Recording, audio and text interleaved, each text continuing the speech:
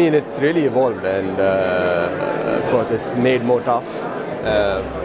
Created barriers of entry with terms of the regulators putting in a lot of authorizations and all other requirements that you need to enter with. And it's gone very much from sort of trying to maintain the day-to-day thing to being at the behest of whatever regulator is asking the question. So it becomes a very much sort of, it's gone from a proactive thing to a more reactive thing, and now we're going through another sort of paradigm where we have to become more proactive to look forward while dealing with the same regulator queries. So it's become a lot more sort of project-driven and forward regulation-driven, as opposed to the more processes and tick-boxy thing that some people would have thought it was say a few years ago. Compliance has always been there, but it was something that was really at the forefront of most financial institutions.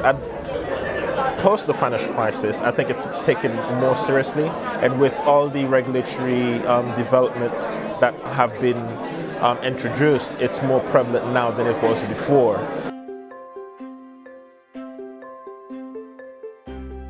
I think it will become more tough if there are not that many automations, there are not that many inputs from the regulators and the other sources. I mean, we need a lot of resources to this, and I think this has to be collectively tackled. What we don't want is for it to become a checkbox, but we also do not want it to become too paper-based, too much of a burden for firms and also for newer firms that are entering the business.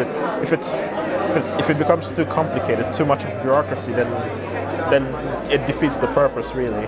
There's a relaxed regulation, bad thing happens, more enhanced regulation. I'd say that he's tried to make firms more culpable for their own mistakes. I definitely feel that's the way it's going. The compliance function, especially in a firm like mine, we're the bastions, the ones trying to tell people how this new regulatory landscape lies.